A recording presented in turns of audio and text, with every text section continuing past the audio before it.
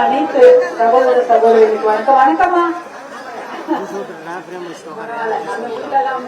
கொடும் வெயில் பரவாயில்ல, மரம் நிழல்லாம் அம்மையா எல்லாம் நின்றுருக்கீங்க. இதை பார்த்ததில் மிகுந்த மகிழ்ச்சி. நான் இந்த பகுதியில தர்மபுரி சட்டமன்ற தொகுதியில மாம்பழ சின்னத்தில் வேட்பாளராக பாட்டாளி மக்கள் கட்சி சேர்ந்து போட்டியிடுகின்றேன். அண்ணன்லாம் வந்திருக்காங்க.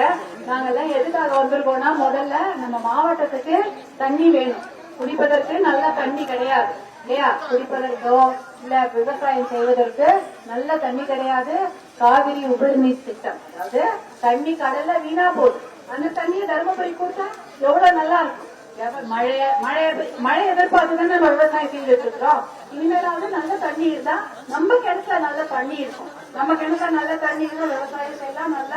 நல்ல குடி தண்ணீரும் நமக்கு கிடைக்கும். இந்த விஷயத்த கண்டிப்பா நம்ம கடந்த 5 ஆண்டுகளா அவங்க செய்யவே இல்லை. தர்மபுரி மாவட்டத்தை கண்டுக்கவே இல்லை. ஆனா நம்ம பாட்டாளி மக்கள் கட்சியும் நம்முடைய அனைத்து கூட்டணி கட்சியில இருக்கவங்க எல்லாம் சேர்ந்து இந்த நல்ல தண்ணிய கொண்டு வந்து தர்மபுரி கொடுக்க வேண்டும் என்பதை எங்களுடைய முக்கியமான நோக்கம். அதனாலதான் தேர்தலில் போட்டி போட்டு உங்ககிட்ட இன்னைக்கு ஓட்டு கேட்டு வந்திருக்கிறோம். அடுத்தது சிப்காட் தர்மபுரியில சிப்காட்டை தொடங்கி கிட்டத்தட்ட 20 வருஷம் ஆன ஒரே ஒரு ஃபேக்டரி, ஒரு தொழிற்சாலை அங்க அமைக்கப்படவில்லை. ஒரு தொழிற்சாலை இருந்தா நம்ம பசங்க வேலைக்கு போவாங்களா? நல்ல வேலைக்கு போனா அவங்க நல்லா இருப்பாங்கல்ல. அவங்க எதுக்கு படிக்க வைக்கிறோம்? நல்லா வேலைக்கு போனோம், கௌரவமா இருக்கணும் அப்படின்னு தான் படிக்க வைக்கிறோம். கடைசியில வேலையே இல்ல, எங்கேயோ வெளியூருக்கு தான் அனுப்புற மாதிரி ஒரு நிலைமை. அதெல்லாம் இருக்க கூடாது. தர்மபுரி மாவட்டத்திலேயே நல்ல தொழிற்சாலைகளை அமைத்து பசங்களுக்கு, நல்ல படித்த பிள்ளைகளுக்கு கௌரவமான வேலை கொடுக்க வேண்டும். ஆம்பளை பசங்களுக்கு மட்டும் இல்லம்மா, பொம்பளை பசங்களுக்கும் தான் இல்லையா?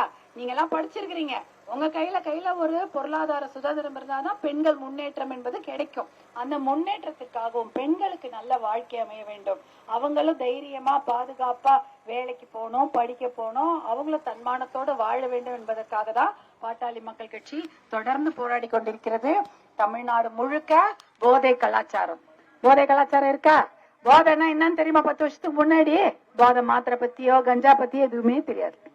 மது பழக்கம் தான் இருந்தது. இப்ப அதை விட ஒரு கொடிய பழக்கம் போதை பழக்கம். அது சின்ன குழந்தைங்களுக்கும் வந்துடுச்சு. இதனால என்ன பிரச்சனை?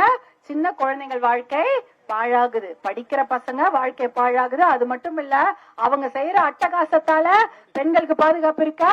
அதுவும் இல்ல. எங்கன்னா தனியா அனுப்ப முடியுதா பொம்பளை பசங்கள? பயந்து எத்தனை பேருக்கு பொம்பளை பசங்க இருக்கு?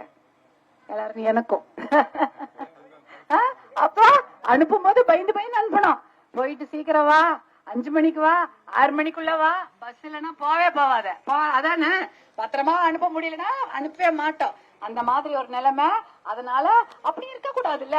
எந்த ஊருக்கு போனாலும் தைரியமா போனோம், பயப்படக்கூடாது. ஏன்னா மனுஷங்க அந்த மாதிரி வக்கர புத்தி ஆனதுக்கு காரணம் இந்த போதை பழக்கம். அந்த போதை பழக்கத்தை தமிழ்நாட்டை விட்டு ஒழிக்க வேண்டும் என்று பாட்டாளி மக்கள் கட்சி தொடர்ந்து போராடி கொண்டிருக்கிறது. அந்த சின்னம் தான் மாம்பழம். நீங்க மாம்பழத்துக்கு ஆதரவு கொடுக்க கண்டிப்பாக போதை பழக்கம், மது பழக்கம், புகை பழக்கம், கெட்ட பழக்கம் எல்லாத்தையும் தமிழ்நாட்டை விட்டு ஒழித்து கட்டிவிடுவோம். அதே சமயம் நகைக்கடன் தள்ளுபடி பற்றி மாண்புமிகு எடப்பாடியார் அவர்கள் சொல்றாங்க. நகைக்கடன் தள்ளுபடி வேணும், பயிர்கடன் தள்ளுபடி. விவசாயிலாம் என்ன கடன் வாங்கி தானே செய்யறாங்க. இன்னைக்கு விவசாயம் லாபகரமான தொழிலா இருக்கா? கிடையாது. கடன். அந்த கடனை தள்ளுபடி செய்யறேன்னு சொல்லியிருக்காங்க. கல்வி கடன், படிப்பு பசங்களுக்கு இனிமேல் படிப்பு அரசு பள்ளிக்கூடமே கிடையாது, எல்லாத்தையும் மூடிட்டு இருக்காங்க. ஒரு டாஸ்மாக் கடையில 5 பேர் வேலை செய்யறாங்க. ஆனா ஒரு அரசு பள்ளிக்கூடத்துல எத்தனை ஆசிரியர்கள் இருக்காங்க? ஒரே ஆசிரியர். ஸ்கூல்ல தான் நிறைய பேர் வேலை செய்யணும் இல்லம்மா? ஸ்கூல்ல எத்தனை ஆசிரியர்கள் இருக்கணும் பசங்களுக்கு படிப்பு சொல்லி கொடுக்காங்க? ஒரு ஆசிரியர் பள்ளிக்கூடம் எல்லாம் இருக்குது. ஆனா டாஸ்மாக் கடையில 5, 6 பேர் 10 பேர் கூட வேலை செய்யறாங்க. அதான் இன்னைக்கு நிலைமை.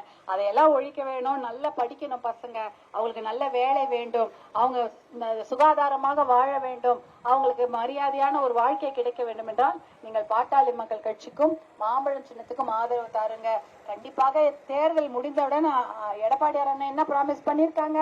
கண்டிப்பா 10,000 ஃப்ரிட்ஜ் 10,000 ரூபாய் போடுவோம், ஃப்ரிட்ஜ் கொடுப்போம், அதே சமயம் கடன் தள்ளுபடி பண்ணுவோம் என்று சொல்லியிருக்கிறார்கள். பாட்டாளி மக்கள் கட்சியில என்ன சொல்லியிருக்கோம்? தர்மபுரி மாவட்டத்துக்கு குறிப்பாக தண்ணீர் பிரச்சனையை தீர்த்து வைப்போம், பெண்களுக்கு பாதுகாப்பு கொடுப்போம், அந்த போதை பழக்கத்தை தமிழ்நாட்டை விட்டு ஒழித்து கட்டுவோம். அதே சமயம் சிப்காட்ல தொழிற்சாலைகள் தொடங்கி எல்லா பசங்களுக்கும் வேலை கொடுப்போம். இந்த விஷயத்தை நாங்க கண்டிப்பா செய்வோம். அதுக்கு உங்களுடைய ஆதரவு தேவையாமா? நீங்க எனக்கு ஆதரவு கொடுத்தீங்கன்னா கண்டிப்பாக உங்களுக்காக உழைக்கதான் நாங்க தயாரா இருக்கிறோம். இன்னும் நிறைய உழைப்போம். அதனால மாம்பழ சின்னத்துக்கு நீங்க ஆதரவு கொடுங்க. நீங்க கேட்காமலே உங்கள் ஊர்களுக்கு 108 ஆம்புலன்ஸை தந்த சின்ன மாம்பழம். ஏதாவது அவசரத்துக்கு யாருக்கு போன் பண்றீங்க? அடிபட்டுச்சுன்னா நான் வரேன், கீழே வரேன், என்கிட்ட பேசுங்க, அதை முடிச்சிடுறேன். 108 ஆம்புலன்ஸ், தர்மபுரி அரசு மருத்துவக் கல்லூரி, நீங்க எல்லாம் போனா தர்மபுரியில பெரிய பெரிய டாக்டர்ஸ் உங்களுக்கு வைத்தியம் பாக்குறாங்க. இதற்கு காரணம் மருத்துவர் அன்புமணி அவர்கள் எல்லா ஊருக்கும் அரசு மருத்துவக் கல்லூரி கொண்டு வந்து உங்களுக்கான கஷ்டத்தை தீர்த்து வச்சிருக்கிறாங்க. நீங்க அந்த மாம்பழ சின்னத்துக்கு ஆதரவு கொடுத்தீங்கன்னா உங்க பிள்ளைகளுடைய வாழ்க்கை, உங்க பிள்ளைகளுடைய தலையெழுத்தை நீங்க நல்லா எழுதுறீங்கன்னு அர்த்தம் இல்லையா? பழைய ஆளுங்களுக்கே வாய்ப்பு கொடுத்தீங்கன்னா என்ன ஆகும்? உங்க பசங்களோட தலையத்தை அவங்க மாத்தி எழுதிட்டு போயிடுவாங்க. அதனால நீங்க உங்க பிள்ளைகளுடைய வாழ்க்கை நன்றாக இருக்க வேண்டும், நல்ல தைரியமா சுதந்திரமா கௌரவமா வாழ வேண்டும் என்றால் மாம்பழம் சின்னத்திற்கும் கூட்டணி கட்சிகளுக்கும் வாய்ப்பளிக்குமாறு அன்போடு கேட்டுக்கொண்டு விடைபெறுகிறேன். நன்றி, வணக்கம்.